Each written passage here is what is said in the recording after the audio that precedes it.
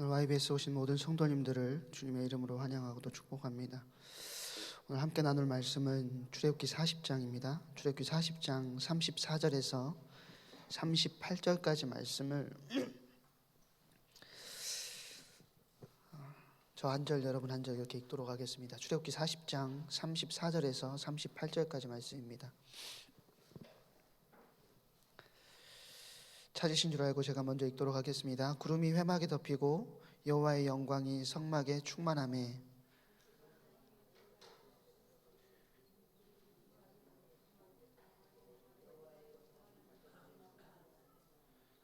구름이 성막 위에서 떠날 때에는 이스라엘 자손이 그 모든 행진하는 길에 앞으로 나아갔고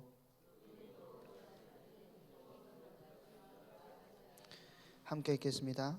낮에는 여호와의 구름이 성막 위에 있고 밤에는 불이 구름 있음을 이스라엘의 온 족속이 그 모든 행진하는 길에서 그들의 눈으로 보았더라.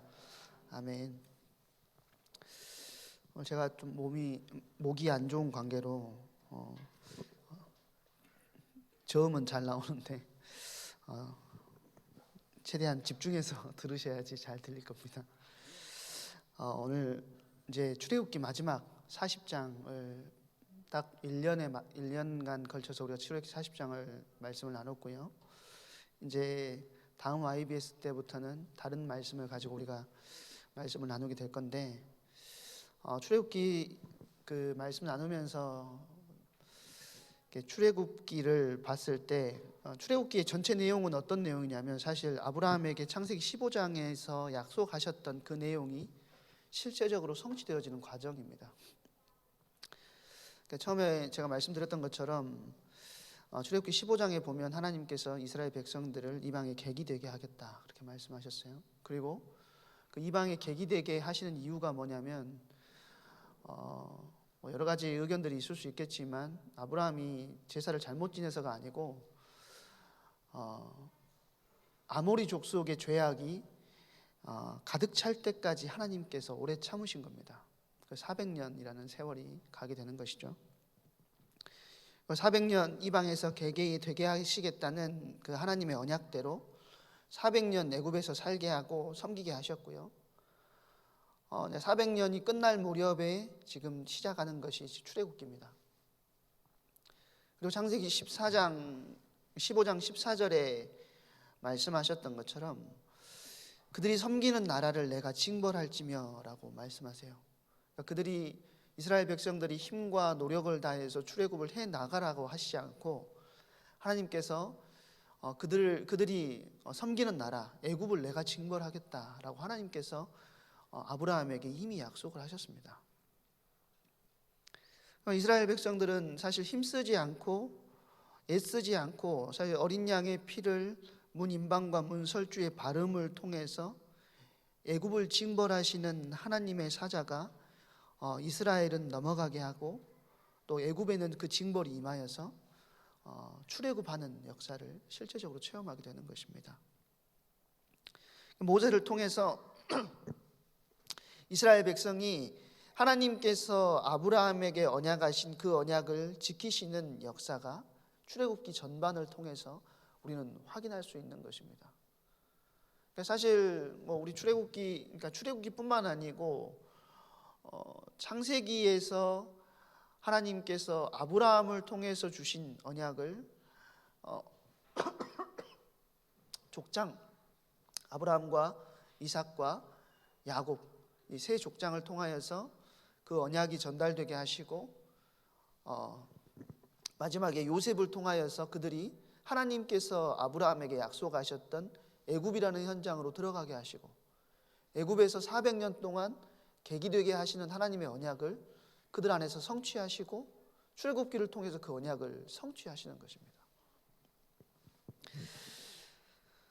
그래서 모세를 통해서 이스라엘 백성이 지금 빠져나오는 그 과정 속에서 애굽에서의 출애굽하는 과정과 또 광야에서 시내산까지의 과정 그리고 시내산에서 언약을 맺음과 성막을 만드는 과정으로 사실 출애굽기는 세 과정으로 분류할 수가 있습니다. 저번에도 제가 앞에 설 때마다 말씀드리는데 사실 출애굽에 대한 내용보다는 언약을 맺고 성막을 만드는 그 과정이 더 중점적으로 다뤄지고 있는 성경이 이 출애굽기라는 사실입니다.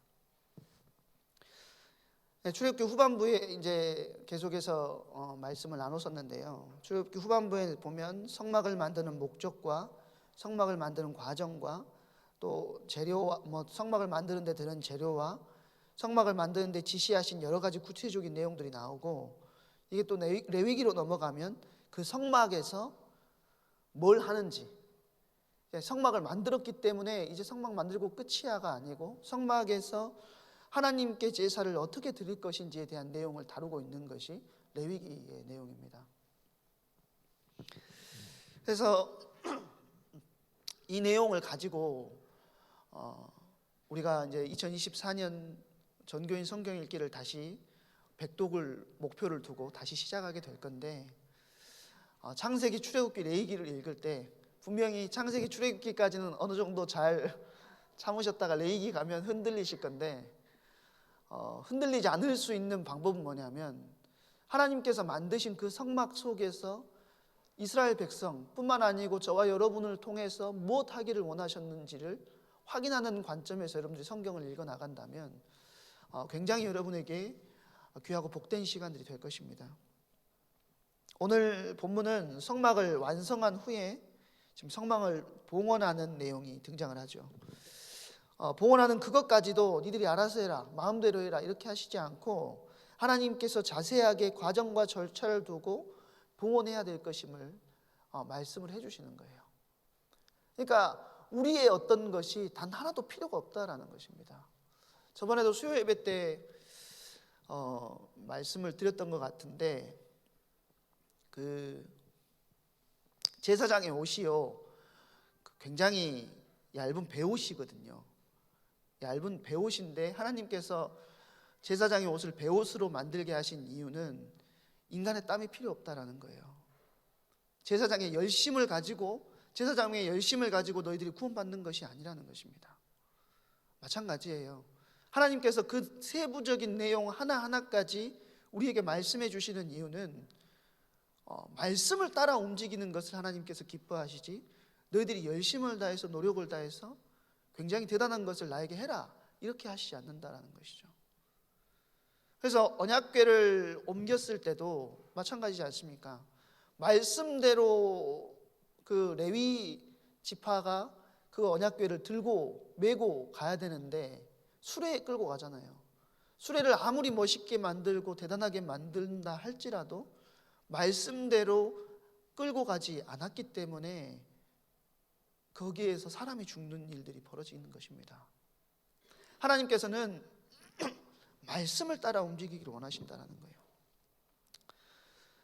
34절 이후에 가장 중요한 것이 나오는데, 지금 그때 구름이 회막을 덮고 여호와의 영광이 성막에 충만하였음에, 지금 성막이 다 완성되고 그 다음에 회막에 여호와의 임재가 임하게 되는 것이죠.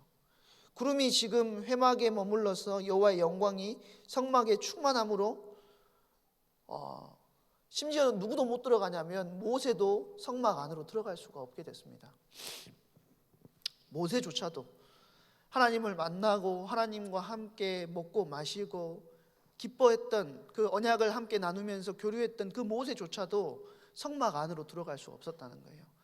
그 말은 무슨 말이냐면 하나님의 임재, 여호와의 임재가 얼마나 영광스럽고 거룩한지 죄인된 인간은 그 속으로 나아갈 수조차 없다라는 것입니다. 그러니까 하나님의 영광을 직접적으로 볼 수 없다라는 거예요. 38절에 보면 이스라엘 온 족속이 그 모든 길을 가는 동안에 낮에는 여호와의 구름이 성막 위에 있고 밤에는 불이 그 구름 가운데에 있음을 이스라엘 온 족속이 그 모든 행진하는 길에서 그들의 눈으로 보았더라. 구름만 있는 게 아니고 밤에는 불이 그 구름 가운데 있었대요. 그러니까 구름이 있는데 불이 그 구름 가운데 있어서 이스라엘 백성들을 낮에는 구름 기둥으로 밤에는 불 기둥으로 인도하셨다라는 것이죠.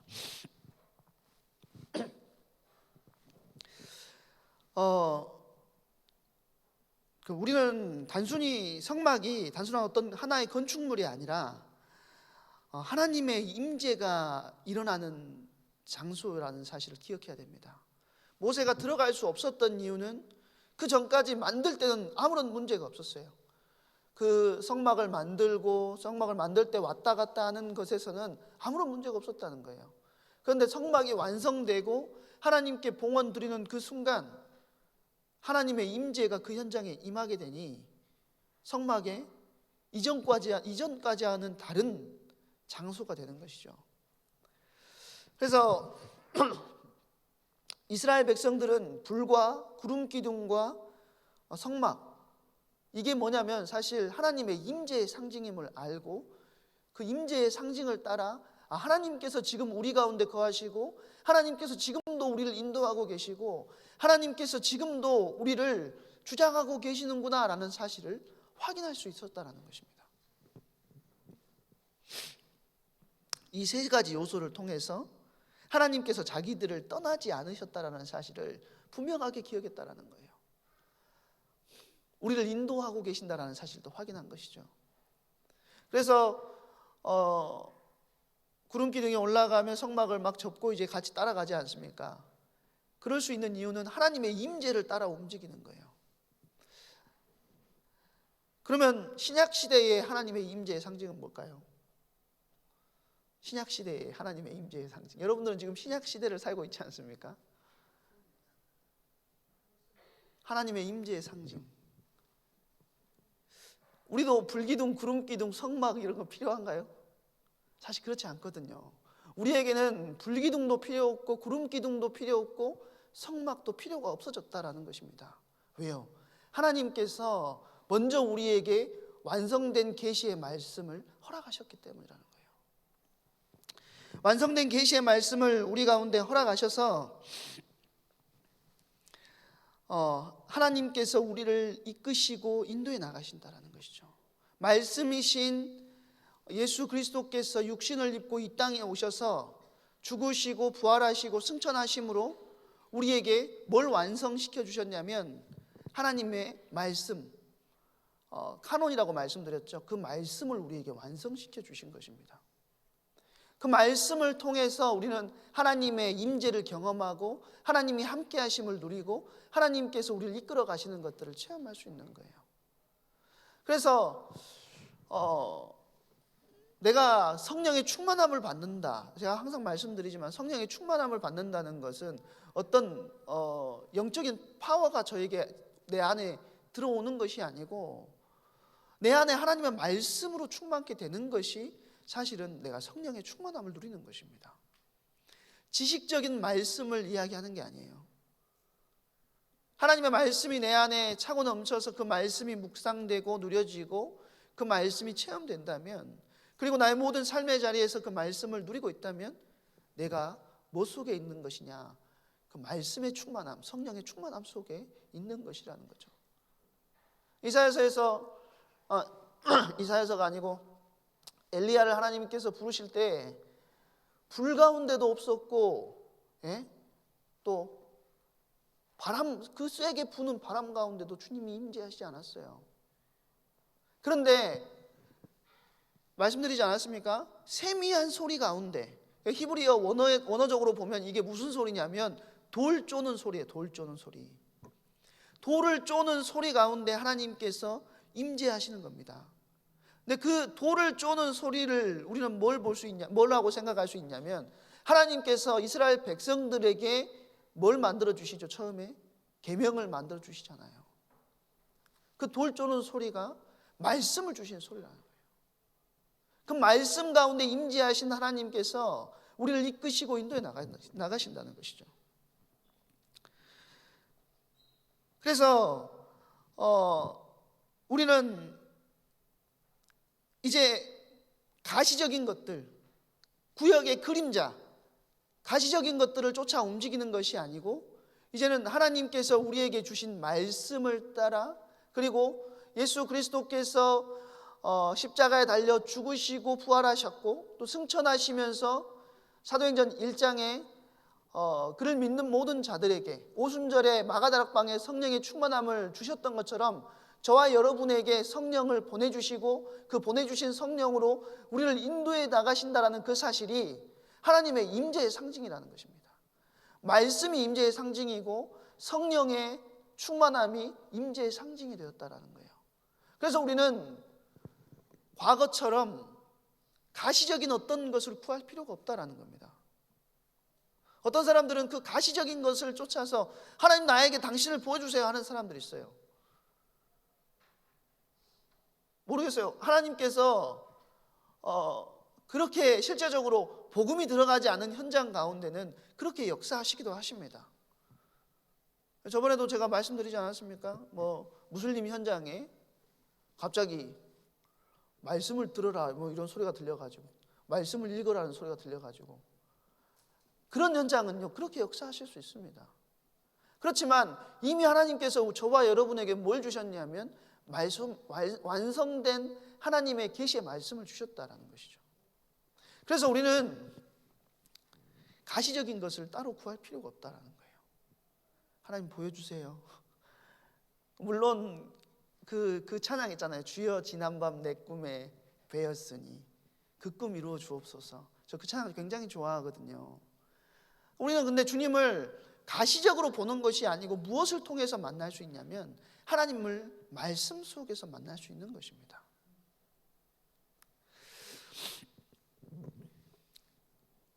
그래서 그리스도의 영, 예수의 영, 성령께서 항상 교회에 머물고 신자들에게 머무는 그것이 굉장히 중요하다라는 거예요.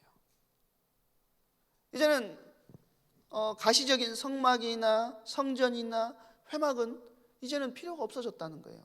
그래서 주님께서 십자가에 달려 죽으실 때 성소와 지성소를 가르고 있던 휘장이 위에서부터 아래로 찢어졌습니다. 이제 성막의 시대, 성소의 시대, 지성소의 시대는 끝났다라는 거예요. 그것을 또 찾아와가지고 그런 것을 통해서 하나님을 만나는 것이 아니라 내주하시는 성령께서 우리와 함께 하시고 성령님은 계시된 말씀과 함께 역사하시고 우리는 여기에서 벗어나면 안 된다는 거예요. 이것을 벗어나서 하나님을 찾으려고 하거나 가시적인 것, 자꾸 무엇을 보려고 한다면 반드시 어디에 빠지게 되냐면 오류에 빠지게 된다는 겁니다. 극단적인 신비주의라든지 극단적인 은사주의가 그렇다는 거예요. 그러면 신비가 필요 없다는 말이냐, 은사가 필요 없다는 말이냐, 그거와는 다른 내용입니다. 하나님은 신비로 역사하시는 분이고요, 우리에게 은사를 주셔서 하나님의 일을 감당하게 하십니다. 제가 말씀드리는 건 뭐냐면 극단적인 신비주의, 극단적인 은사주의라는 거예요. 우리가 기도하면서 뭘 받을 수 있냐면 방언 받을 수 있어요. 방언으로 기도하는 게 잘못된 게 아닙니다.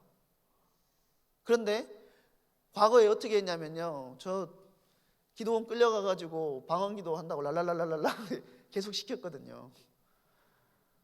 랄랄라 아무리 해도 방언 기도 안 되는 거예요. 저는 계속 하라는 거예요. 랄랄랄랄라. 이제 지금 대학생 이렇게 되신 분들은 아예 생각조차 못 할 건데 저희 어렸을 때는 그랬거든요. 그럼 랄랄랄라 하면 랄랄라 방언이라고 하거든요. 그럼 그것을 얻어야 뭐나 된 것처럼, 뭐나 하는 것처럼 그렇게 여겼다라는 것이죠. 그게 잘못됐다라는 것입니다. 그렇다면 반대로 성령께서 하나님의 교회에 임재하시는 것을 부인해서도 안 된다라는 거예요. 예를 들어서 그것을 뭐라고 하냐면 극단적인 이성주의, 또 자유주의가 그런 것입니다. 하나님께서는 지금도 하나님의 교회와 함께 하시고 하나님의 백성들과 함께 하시고 한순간도 떠나지 않으시고 우리를 고아와 같이 버려두지 않으신다라는 것입니다. 그러니까 양극단, 지나친 합리주의, 지나친 이성주의로 하나님의 영이 없는 것처럼 교회를 바라보는 관점도 나쁘고요, 극단적인 신비주의, 극단적인 경험주의, 또 주관주의도 그러니까 하나님이 정해 주신 길이 아닌 다른 길로 가게 만드는 오류에 빠질 수 있다는 것입니다. 항상 그 길을 우리는 벗어나서는 안 된다는 거예요. 이스라엘 모든 족속이 그 모든 길을 가는 동안에 그 모든 길은 지금 광야 길이잖아요. 낮에는 여호와의 구름이 성막 위에 있었고, 낮에는 그 밤에는 불이 구름 가운데 있는 것을 그들이 눈으로 직접 봤다는 거예요. 이것 외에 다른 길이 없다라는 겁니다. 구약 시대에는 이것만이 길이다라고 이스라엘 백성들에게 주셨어요. 이것만 따라와야 돼. 이것만 답이야. 이것만 길이야. 그렇게 주셨다라는 것이죠. 그런데 예수님께서 이 땅에 오시고 나서 새로운 길을 열어주셨다라는 거예요. 요한복음 14장 6절에 보니까 뭐라고 하죠? 내가 그 길이요 진리요 생명이니 나로 말미암지 않고는 아버지께로 올 자가 없느니라. 오직 구름 기둥, 불 기둥, 성막을 쫓아서 가던 우리가 이 세 가지 가시적인 것을 통해서 하나님이 살아있음을 알고, 하나님께서 우리와 함께 하심을 알고, 하나님의 인도를 받고 있음을 알았던 구약의 백성들이 이제는 말씀을 통해서 우리를 이끄시고 인도해 나가신다는 사실을 확인할 수 있다는 것입니다. 그럼 하나님의 영광이 성막에 충만하게 임재했다는 것은 무엇을 의미합니까? 그 영적인 의미는 뭐냐면, 하나님의 임재는요, 거룩을 뜻하는 것입니다. 그리고 영광과 기쁨과 존귀함과 또 능력을 의미하는 것이죠. 하나님의 영광이 성막에 머무른다는 것 자체가 이와 같은 것이 이스라엘 백성 선민들에게 항상 보여지고 있다는 거예요. 하나님께서 임재하심을 통해서 하나님의 거룩하심이 누구에게 보여지고 있냐면 이스라엘 백성들에게 보여지고 있었다는 것이죠. 그러니까 우리는 하나님의 임재를 통해서 거룩과 영광과 기쁨과 존귀함과 능력이 그냥 이스라엘에게 보여질 뿐만 아니고, 그것이 누구에게 임한 축복으로 다가왔냐면 이스라엘 백성들에게 임한 축복이고, 또 저와 여러분에게 임한 축복이라는 사실을 압니다. 하나님의 거룩함이 나의 거룩함이 되고, 하나님의 영광이 내가 되고. 그래서 옛날 핸드폰 뭐 이렇게 처음 스카이인가요? 어디에서 나왔을 때 가까이 가가지고 박치기를 똑 하면 막 핸드폰 전화번호가 이렇게 막 옮겨지고 막 그랬잖아요. 예? 전 사실 하나님의 거룩함에 거룩함이 우리 가운데 전달되어지는 것, 그런 개념이 아닐까, 저는 그렇게 생각해요. 주님께 가까이 붙어 있으면 붙어 있을수록 하나님의 거룩함이 나의 거룩함이 되는 것입니다. 반대로 나의 더러움이 하나님의 더러움이 되는 것이 아니고 하나님께 전가되는 거예요. 왜냐하면 나의 더러움이 아무리 더럽다 할지라도 하나님께 전가된 나의 더러움이 하나님을 더럽힐 수 없다라는 것이죠. 그걸 통해서 나의 인생이 완전히 새롭게 변화되어졌다는 것입니다.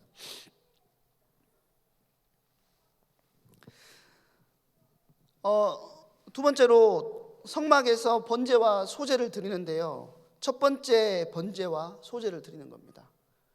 진짜 처음으로 번제와 소제를 드리는데, 사실 번제와 소제는 누가 드려야 되는 거죠? 제사장이 해야 되는 건데, 모세는 제사장이 아니지 않습니까? 모세는 제사장이 아닌데도 불구하고 모세가 이 번제와 소제 제사를 드리는 것을 집례를 합니다.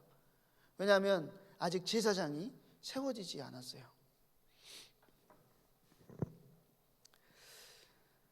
모세가 이렇게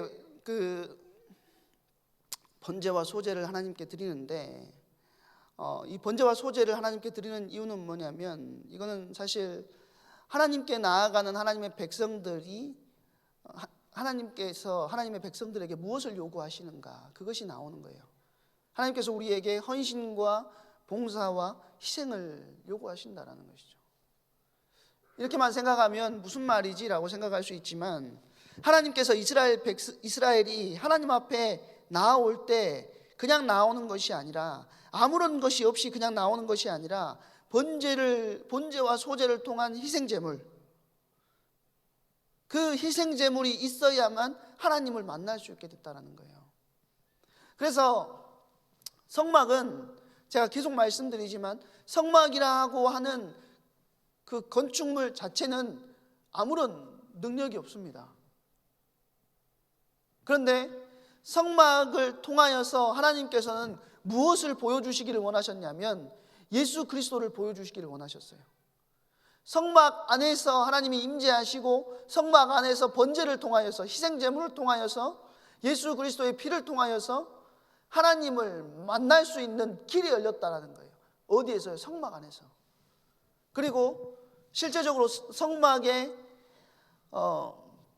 실체로 오신 그리스도께서 십자가에 달려 죽으심으로 하나님과 우리 가운데 막힌 담이 허물어지고 하나님을 만날 수 있는 길이 열려졌다는 것이죠.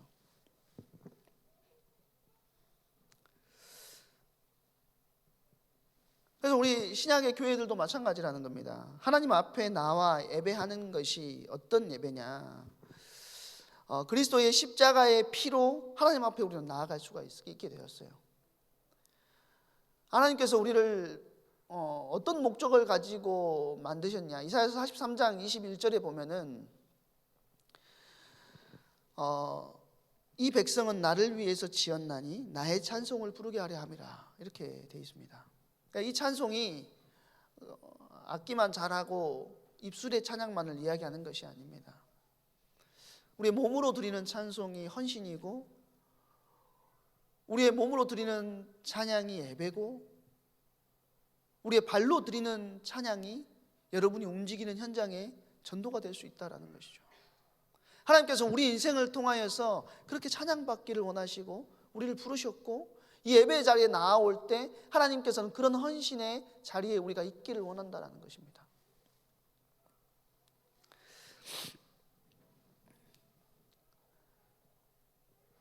출애굽기의 전반적인 내용을 우리가 1장부터 40장까지 거의 1년 동안 살펴봤는데요. 출애굽기가 사실 성경에서 두 번째로 들어있는 것이지만 우리가 기억해야 될 것은 뭐냐면 우리 자신이 출애굽한 사람이라는 거예요. 우리 자신이 출애굽한 사람입니다. 그리스도인은 사실 다 출애굽한 사람들이에요. 옛 세상, 옛 죄, 옛 사람에게서 벗어나서 새 사람이 되었다는 것이죠. 근데 그리스도인들 각자가 나는 출애굽한 사람이고 이 세상을 벗어난 사람이고 하나님 나라로 부름받은 하나님의 백성이라는 사실을 잊어버리고 산다면 광야의 이스라엘 백성들과 같은 우를 범하게 된다는 것입니다.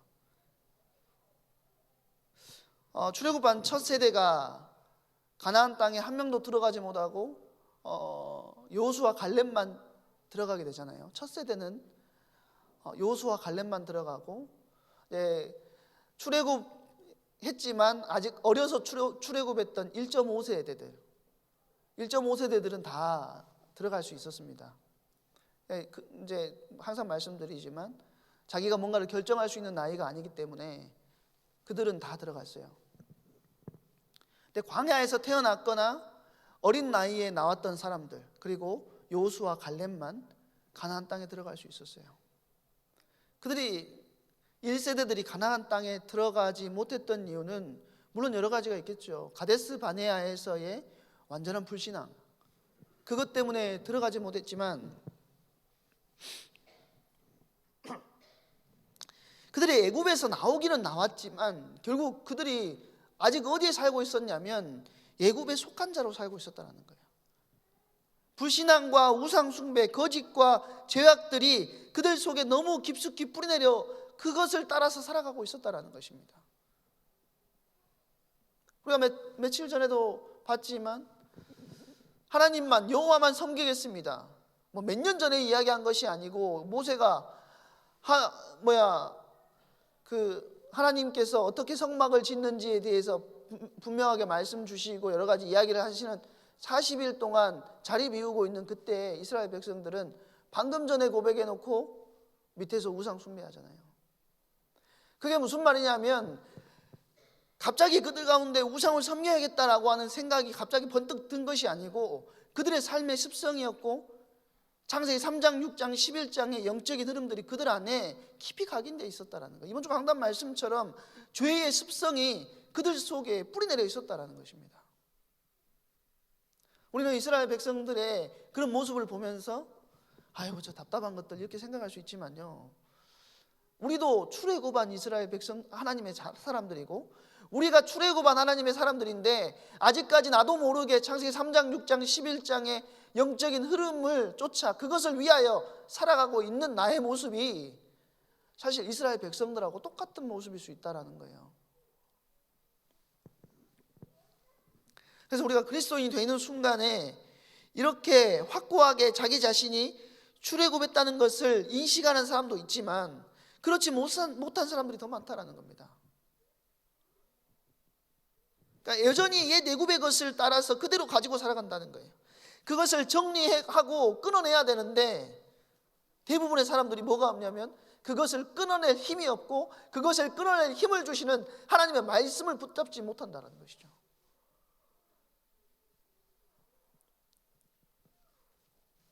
그 부분이 하나님을 섬기는 데 있어서 방해물이라는 사실을 인식하지 못하고 살아간다는 겁니다.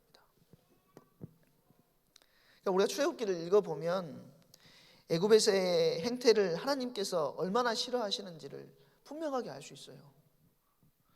하나님께서 이스라엘 백성들에게 얼마나 근심하시고 얼마나 진노하시고 얼마나 책망하셨는지를 우리는 출애굽기를 통해서 다 봤다라는 것이죠.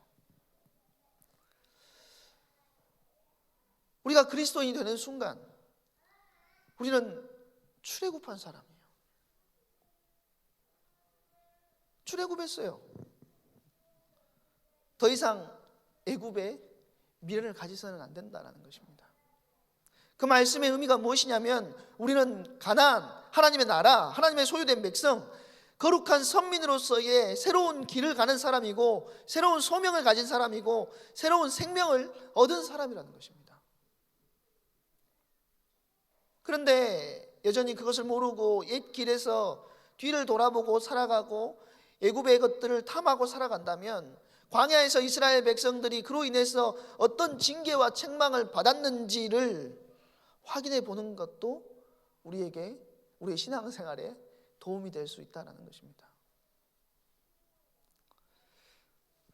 성막은 거룩하고 존귀합니다. 아까도 말씀드렸지만 이 성막은 결국 예수 그리스도의 몸이에요. 결국 그리스도예요. 하나님께서 성막을 통해서 보여주시고자 하는 궁극적인 모습은 예수님이에요. 성막을 통해서 하나님께서 이스라엘 백성들을 만나 두시듯이 그리스도를 통해서 저와 여러분을 만나 주십니다. 그런데 이스라엘 백성들은 자신들의 조상의 희생과 헌신으로 세운 성막이 막상 그분이 말씀이 육신이 되어 이 땅에 오셨을 때 성막의 실체이신 예수님을 알아보지 못하게 되는 거예요. 왜 알아보지 못했을까요? 왜 알아보지 못했을까요? 그들이 구약의 소선지서의 선지자들이 말하는 것처럼 보아도 보지 못하고 들어도 듣지 못하는 상태에 빠져 있었기 때문이라는 것입니다. 영적으로 어두워져 있는 상태에 빠져 있었다는 거예요. 이제 오늘 출애굽기를 끝내면 다음 주부터 이제 새롭게 YBS를 시작하게 될 것이고 다음 주부터는 우리가 성경 읽기를 본격적으로 다시 시작하게 될 건데요. 여러분들이 성경 읽기 도전하시면서 기도하셔야 됩니다. 뭘 기도할 거냐? 성경을 창세기부터 요한계시록까지 잘 읽을 수 있도록 나에게 힘주세요. 이거 기도하지 마시고 이 하나님의 말씀이 보아도 보지 못하는 상태, 들어도 듣지 못하는 상태가 아니고 나에게 지혜와 계시의 영을 열어주셔서 이 말씀을 통해서 하나님을 더 깊이 알게 하시고 하나님을 더 깊이 누리게 하시고 하나님을 만나게 하시고 하나님을 체험하는 은혜가 있게 하여 주시옵소서. 이렇게 기도하셔야 됩니다.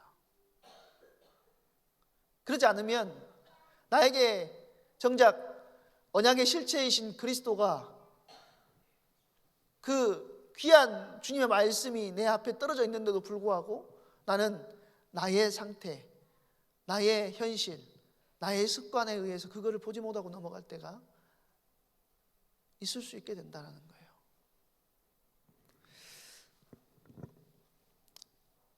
영적으로 눈이 띄어졌다는 것은 굉장히 축복이고, 그렇지 못하다는 것은 정말 고통스럽고 어려운 일입니다. 우리가 그분을 만나고 그분과 함께 했는데 그것을 모르고 예수님을 핍박하고 십자가에 못 박아서 죽였다라고 생각해 보십시오. 스데반 집사가 사실 그렇게 메시지를 던지지 않습니까? 이스라엘 백성들에게. 우리가 구약에 예언된 그 그리스도가 우리에게 왔는데 우리가 그 그리스도를 십자가에 달려 죽게 만들었다. 그 메시지를 전달했을 때 거기에 있었던 모든 유대인들은 눈이 어두웠기 때문에 스데반 집사님을 돌로 쳐서 죽였습니다. 근데 나중에 영안이 열렸던 사도 바울이 그때를 회상하면 어땠겠습니까? 사실 사도 바울이 랍비거든요.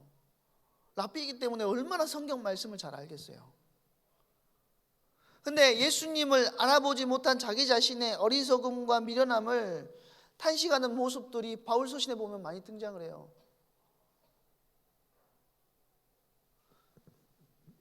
사도 바울도 그랬어요. 하물며 저와 여러분이겠습니까? 우리가 하나님의 성령의 도우심을 구하고 성령의 조명하심을 구하는 것이 저와 여러분에게 있어서 가장 중요하다는 것이죠.